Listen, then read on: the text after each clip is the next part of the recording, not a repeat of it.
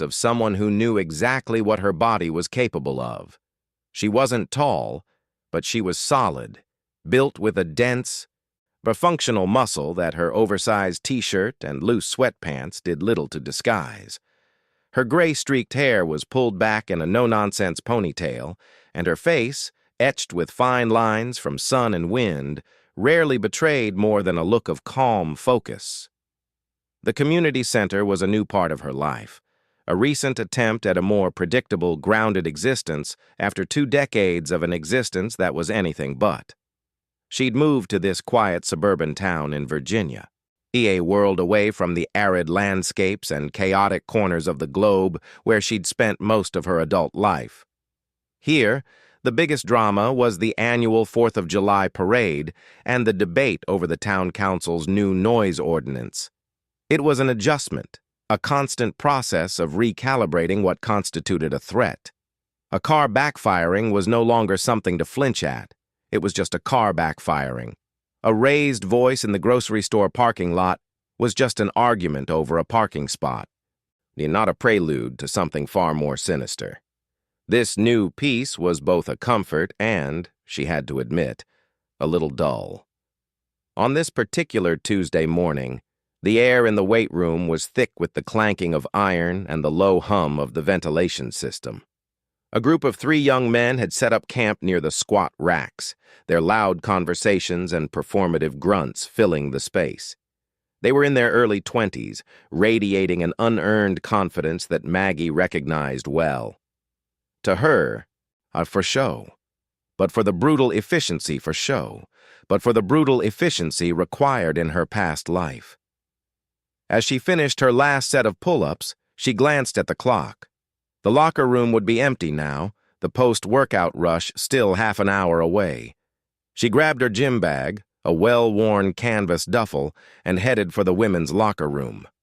The heavy door swung shut behind her, cutting off the mechanical sounds of the gym. The air in here was different, still and smelling faintly of chlorine from the pool down the hall. She was alone, just as she'd anticipated. She walked to the far end of the locker bay, near the showers, and placed her bag on a wooden bench. She pulled out a towel and her toiletries kit, her movements calm and deliberate. The faint, persistent ache in her left knee, a souvenir from a parachute jump over the Iraqi desert that had gone slightly sideways, was a familiar companion. She stretched it out, rotating her ankle before reaching for the zipper of her hoodie. The first sign that something was wrong was a subtle shift in the air pressure, a soft thud of the heavy outer door being caught before it could fully close. Then came the low, poorly suppressed laughter. It wasn't the sound of women entering for a post-workout chat, but it was the sound she'd heard 1,000 times before, in 1,000 different contexts. The sound of pack mentality, of privilege, of stupid, arrogant cruelty. They came around the corner in a loose, confident group, the same 3 young men from the weight room. Their leader, a thick-necked guy with a backwards baseball cap and a smirk plastered on his face, was the first to spot her. He stopped, and the other 2 bumped into him. "Well, well, well," Baseball Cap said, unchanged. Her eyes a calm, steady blue, unchanged. Her eyes, a calm, steady blue, moved from one face to the next, cataloging them. Baseball Cap, the loudmouth, probably the least dangerous. The one on his left, lanky with a weak chin, was the follower, feeding off the leader's energy. The third one, stocky and silent, with dead eyes that held no humor, was the one to watch. "This is the women's locker room," she said, her voice low and even. It wasn't a question. "Is it?" Baseball Cap said, taking a step closer. "Looks like a party to me." His 2 friends snickered. "We just wanted to see what all the grunting was about. Thought maybe there was a real workout happening in here. Didn't expect to find a grandma." He looked her up and down, a performative assessment of her slight frame. "You lost, sweetheart? The senior aqua aerobics class is in the pool." "You need to leave," Maggie said. Her tone was flat, devoid of fear or anger. It was a simple statement of fact, the kind of calm, Certain instruction one might give a child who was about to touch a hot stove. The silent one, the one with the dead eyes, moved to the side, subtly blocking the path back to the main door. A classic pincer maneuver. It was instinctive, unconscious on his part. But to Maggie, it was as clear as a written invitation, and the situation had just escalated from juvenile idiocy to a deliberate physical threat. Or what? Baseball Cap pressed, emboldened by her lack of visible panic. He took another step, then another. You gonna call your AARP buddies? He was in her personal space now, close enough that she could smell the cheap deodorant and stale sweat on him. See, the thing is, we're not leaving. We're just getting comfortable. He reached out a hand, intending to grab the front of her hoodie, a move of pure, dominant aggression. It was the trigger. What happened next wasn't a fight. It was an application of skill. In the time it took for his brain to send the signal to his hand, Maggie's body had already processed the threat and executed the response. Her left hand shot up, not to block his grab, but to guide it. She seized his outstretched wrist, her grip like a vice, her thumb digging into a pressure point that made his entire arm go weak. At the same time, her right foot, still in its worn-down sneaker, swept his lead leg out from under him in a motion so swift and precise it was barely visible. The laws of physics took over. 220 pounds of entitled muscle became a crashing, unbalanced load of flesh and bone. He hit the tiled floor with a sickening thud, the air escaping his lungs in a single explosive whoosh. Before he could even process the pain, she had his arm twisted behind his back, his wrist bent at an angle that promised instant, excruciating breakage if he so much as twitched. The whole sequence took less than 2 seconds. The lanky one froze, his jaw slack with disbelief. The silent one, however, reacted. He was quicker than the other two, his body moving on a similar, albeit less trained, instinct. He lunged, not with a wild haymaker, but with a focused, aggressive tackle attempt aiming for her center mass. Maggie didn't even release her hold on the leader. She simply used his prone body as a pivot point. Redirected his charge. He stumbled past, redirected his charge. He stumbled past her, his forward motion turned into a clumsy, headlong tumble that ended with him crashing into a row of metal lockers with a deafening, percussive clang. In the ringing silence that followed, Maggie finally let go of Baseball Cap's arm. He lay on the floor, gasping, cradling his wrist and staring up at her with an expression of pure, uncomprehending terror. The lanky one hadn't moved. He was rooted to the spot, his hands half raised in a pathetic gesture of surrender. The silent one was slumped against the lockers, groaning, a bright trickle of blood running from his hairline. Maggie stood up straight. She wasn't even breathing hard.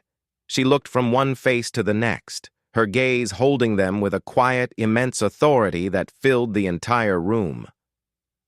20 years, she said, her voice still calm, but now carrying a weight that pressed down on them like a physical force. The sound of it seemed to bounce off the tiles, filling the space. 20 years in the teams. Before that, the fleet. Before that, I was fighting boys like you in dirt floor bars all over the world. She took a slow, deliberate step forward. The lanky one flinched as if she'd struck him. You want to know what I did for a living? You want to know what my job was? She let the question hang in the air. Her eyes locked onto Baseball Cap's.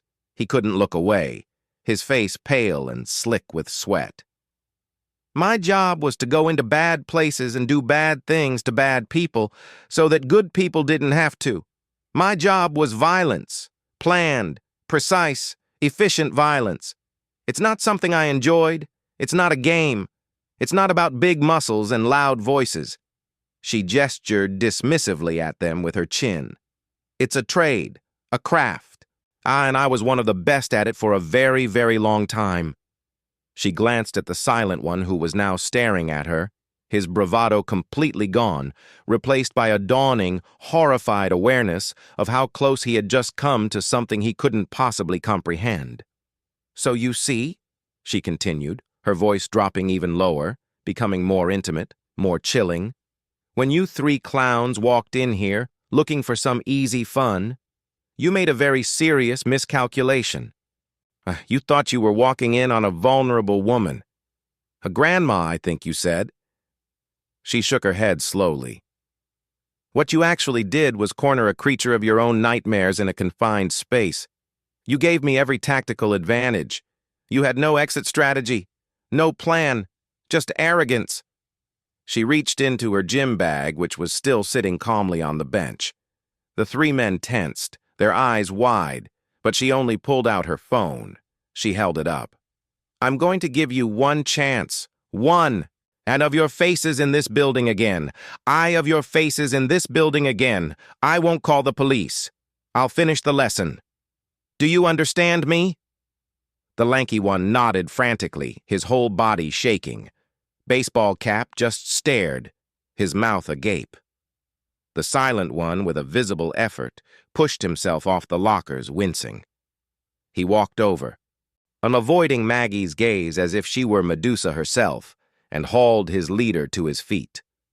They stumbled towards the door, a pathetic, defeated trio. Baseball Cap looked back once from the doorway, his face a mask of shock and humiliation. Then they were gone, the door swinging shut on its hydraulic hinge, leaving behind only the echo of their retreating footsteps and the lingering scent of fear. Maggie stood still for a long moment, listening. As she heard the outer door to the parking lot bang shut. Only then did she let out a long, slow breath. The adrenaline that had been perfectly channeled and controlled began to ebb, leaving behind a familiar hollow calm. She looked down at her hands. They were steady. They always were. She finished undressing, pulled out her towel, and walked into the shower.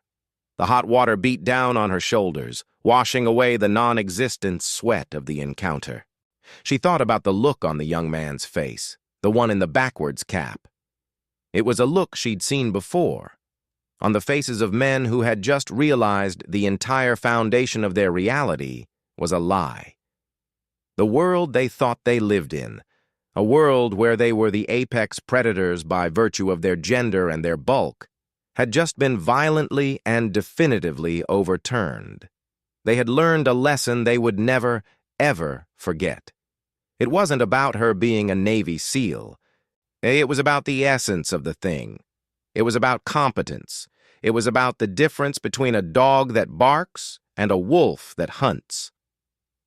20 minutes later, Margaret Brennan, now in a pair of comfortable jeans and a soft flannel shirt, her damp hair tucked behind her ears, walked out of the community center. The morning sun was warm on her face. She got into her sensible 5-year-old sedan and drove to the grocery store. She needed to pick up things for dinner. She had a new recipe for salmon she wanted to try.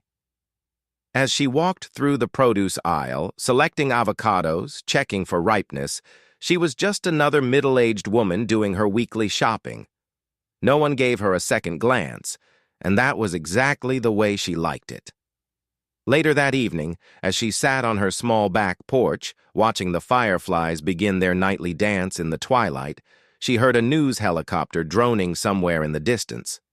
And her mind didn't race to embed scenarios or threat assessments. It just noted the sound and let it go. The past was the past. The skills were dormant but not forgotten. They were woven into the very fabric of her being, as much a part of her as her bone structure. They would be there if she ever needed them again, a silent, deadly promise held in reserve. But for now, there was just the quiet of the evening, the scent of honeysuckle in the air, and the simple, yet profound satisfaction of a peaceful life, hard-earned and deeply cherished. She took a sip of her iced tea, a faint, almost imperceptible smile touching her lips as she replayed the stunned look on the young man's face one last time, before letting the memory go, releasing it into the warm night air.